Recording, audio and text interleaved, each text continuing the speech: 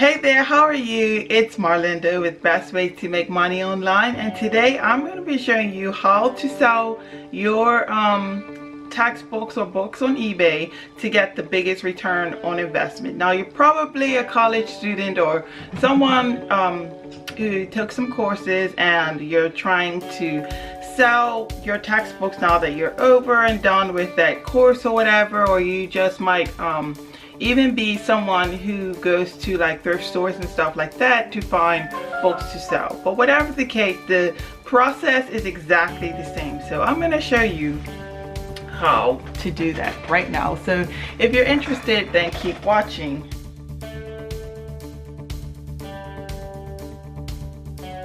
Selling books on eBay for me was probably one of my first ventures on making money online. And I started as a college student, so a lot of times I was selling textbooks. Like I said earlier, I was selling textbooks for classes that I didn't need them anymore.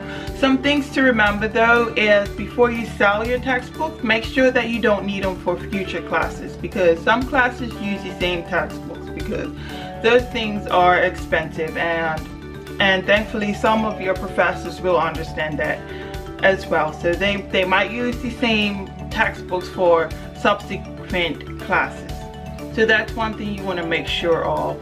The second thing, you want to check all of your books. Don't say, oh well, or don't think, oh well, this book probably isn't going to be worth anything, so I'm not going to sell it.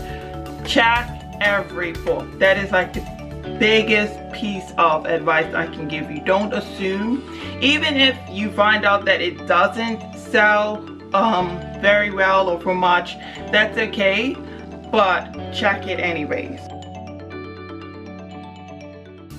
So my opinion about selling books on eBay, it's good for like an instant instant pocket change or whatever, but for long-term online business, it can turn into a big hassle, because you have to constantly be searching and searching online, searching through thrift stores, Goodwill, like donation stores and stuff like that, and it can become a big hassle. Like, you can make the same money or even better money online for a lot less effort than what it would take to sell books online. And I have put together a free 7-day training on how you can make money online. If you are interested in taking that course, the information will be in the description box below.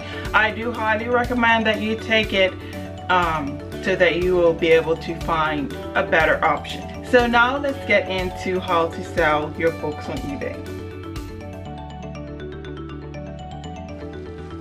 Now, the first step, like I said, you're going to collect all your books together. Here I have, I just have these two old textbooks that I found for demonstration purposes. So you want to get your books, you want to check them, make sure they're clean. If they're not clean, just take a cloth and gently clean them, clean off the smudges and everything. Make sure they're presentable. You want to check inside the book for marks. So marks are scribbles, rather. I know this book has scribbles, so this book has scribbles, so you want to take note if your books have marks in it. Now, this is done by my daughter, obviously. She likes to scribble in books, so yeah. But with textbooks, a lot of times students like to write notes where notes in the different pages and stuff like that, so they don't have to keep going back and forth between the notes. So you want to check for markings. You want to check the condition of the cover. Like, this cover has a little bit of damage to it, so yeah, take note of like the dog ears and stuff like that. That one has a little dog ear too. So you want to take note of the ISBN number. This is the ISBN number, this barcode back here, and you'll see ISBN. There might be two or there might be one. So once you've got your books together, you've taken note of, you know, the condition of them and everything, you want to take some good quality pictures. So you want to take a picture of the front, take a picture of the back, take a picture of the spine even if you want to, because a lot of times the spine is where the damage is. And you can take some pictures of the inside so they can see the condition of the interior of the book and stuff like that. My advice, if you have markings in your book, do not hide the fact that you have markings in that book, thinking that you're gonna get more for, you know, thinking that you can get more for your money. If you sell a book with markings in it that and then your buyer finds out afterwards, they will return it, so you will not get any money. However, if you disclose those markings, that buyer is already expecting the markings to be there, so they're less likely to report you, because that's another thing, they can leave a bad review on your seller profile. So then subsequent buyers will see that and not buy and choose not to buy from you. So at the end of the day, even though you might get an initial purchase, in the long run you're stealing money from yourself to not disclose that book has markings in it or you know, or damage. So you want to take those pictures so they can also see that the actual condition of your book. Once you have all your materials together, you want to do some research on the book. See what the book is selling for and what you can expect to get for that book, because just because say this book is selling for $50, so this book sells for $50, you might get, if you put it on auction at the right time, you might end up getting more than that, or if you put it on the wrong time, you might end up getting less than that. But it would give you a good idea of how much the book sells for and how much to price it. When you sell, you have two options. You have the auction option and you have the buy now option, or you can put both together. My advice would be start off with auction, have a buy now option in case the person wants to buy that book right away and not worry about the auction. So my advice is to do both of those. Okay, so that's pretty much the basics. I have a complete guide written out for you with all the definitions of different terms you're gonna need to know, like completed, sold, active, brand new, the different condition grades that there are. So make sure that you go and check that post out, because I don't want to make this video too long. So now I want to show you how you're going to set up your listing. So you're going to grab your cell phone. That's the easiest way. You're going to install the eBay app, and I'm going to turn on my screen recorder so that I can show you how to do it.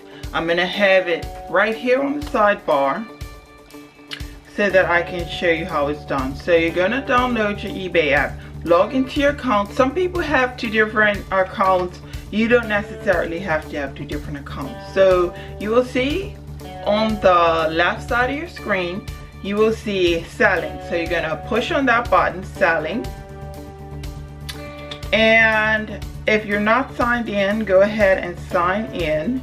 Okay, so now when you sign in and everything, you land on the selling screen. If you have other items on auction already, you will see your stats here. But since we have nothing for sale at this time, there's nothing active, no sold, no unsold, and no money has been made. So click on list item.